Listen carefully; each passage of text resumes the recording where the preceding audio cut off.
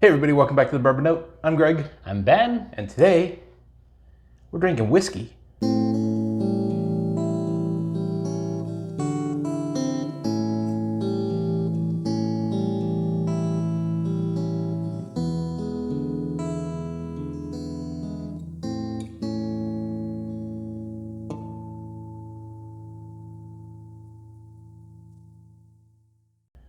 It's not really a bourbon, you know, it's a rye, and so we gotta call it, like, our catchphrase is bourbon, but... It's a rye whiskey. Yeah, maybe we just go with it. You know, I'm stalling. The reason why I'm stalling is I'm actually afraid to try this one. This is going to be an interesting one. So looking forward to it, but there's a little bit of me that is like... Are you afraid you're going to be let down? Exactly. Okay, well, let's bring it out here and end the suspense. Bam! This is Barrell Seagrass, rye whiskey finished in Martinique rum, Madeira, and apricot brandy barrels. So very interesting flavor profile, I'm assuming. Yep. Neither one of us have had this. No. We've been meaning to. Yes. It's 119.2, 12 proof.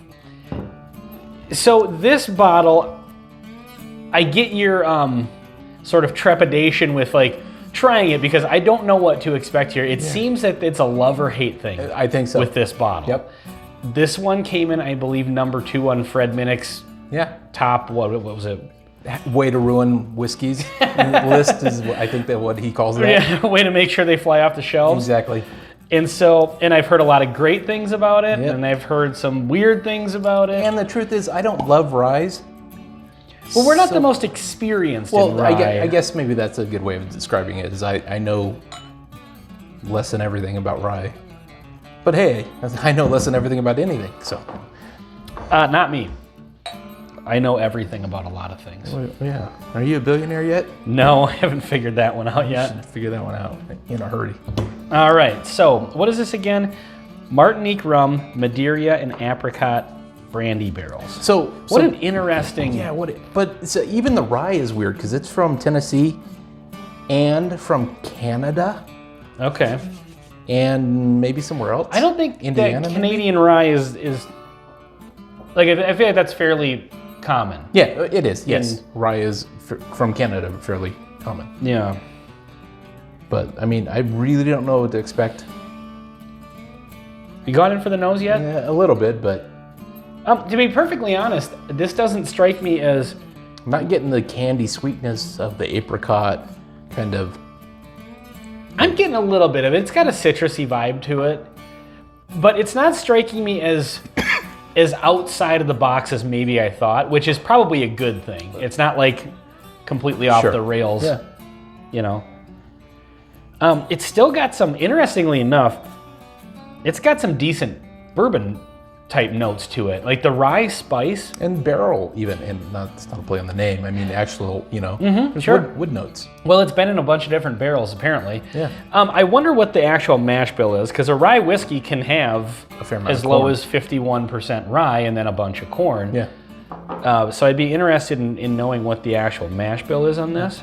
And just another observation, it does look a tad iced tea-ish. A little bit.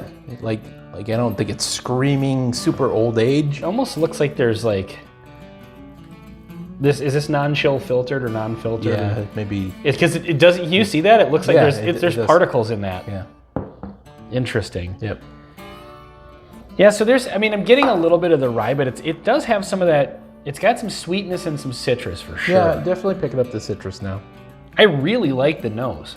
I mean, it's kind of got like a fruity candy sort of. Yep.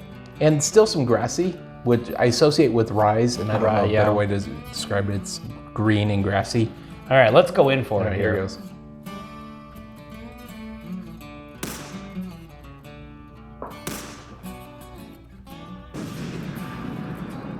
Whoa. So there were several possible scenarios with tasting this bourbon or whiskey. Whiskey, yeah. Several good scenarios, several bad. One of the bad ones happened. You liked it, and it's an expensive bottle, and you don't want to have to go buy another one? Exactly. Yeah, I like this too. I feel like the apricot really comes through on the palate. There's candy flavoring kind of notes. Yeah, I'm not... It's different from the nose. The taste is. I mean, it's in the same ballpark, but there are certain things on the nose, like that apricot really didn't come through on the nose. It was just more general citrusy, but at least on that first sip, it really seemed to come through. It's definitely candy forward. But then it turns into a nice, to be honest, I'm actually getting, strangely enough, like some mature oak type. Yeah. I really like this. Yeah, me too. It's really, really complex. Fruity and sweet But there's other stuff. There's other things happening at the rye level, and like, honestly, like it doesn't look, but it sure drinks like a 8-year bourbon in many ways, like that. Yeah. The quality, mouthfeel. Not disappointed at all. So one of the things that I heard about this, so this is what's interesting, is I've seen reviews of this, but they've been so all over the board that, like sometimes you see a review and everybody says the same thing, so it kind of taints your picture of it already going into it if you've never had it before. I mean, there's been a general consensus, it's fruity, it's light. Yep. But I've heard that this would make a good summer whiskey. I agree with that. This would be a good I think so. warm weather. Now, here in Minnesota, it's April, 18th? And it has been a godforsaken hellhole since, November. Yeah, So it's been cold. thinking of summer, like we're having one of those springs where it's just been miserable. It's winter part 2. Yeah, exactly. It's winter part 2. Yeah. So drinking this, that gives you kind of that summer whiskey vibe. Yeah. I'm really looking forward to a time we can put that to the test. So there's one thing I want to try with this, and I typically don't do that with whiskeys, but put an ice cube in it. Because I like to drink drinks colder. In the summer. In the summer. Yep. And with the proof point and the sweetness, it could maybe handle an ice cube better than some. Yeah. Because we put one of the clear ice balls in it that doesn't melt as fast, so you're not going to water it down. Water but you're down just gonna super cool quick. Yeah. Sure. So. Yeah, boy, that's really interesting.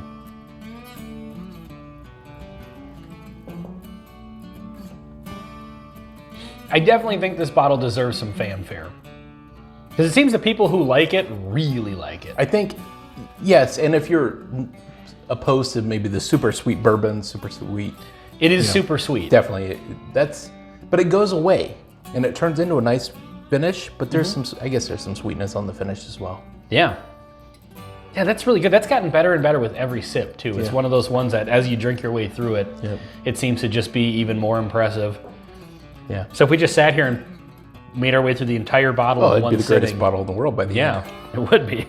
That would also be the greatest review ever, but I don't think we should do it. Now the downside. I got this for $92, which is a good price compared to usually it's $99.99. Yeah, it's usually $100. Yeah, it flirts with that $100 range. And secondly, Barrell makes a lot of them. Like, I don't know if they only get small batches of stuff, but they get a lot of small batches, and they put out a ton of different... have like 8 different labels out at any one time. And they're all expensive. They're all expensive, that's the thing. But everything we've had so far has been everything good. keeps having these little tags that say double gold medal. Yeah, which...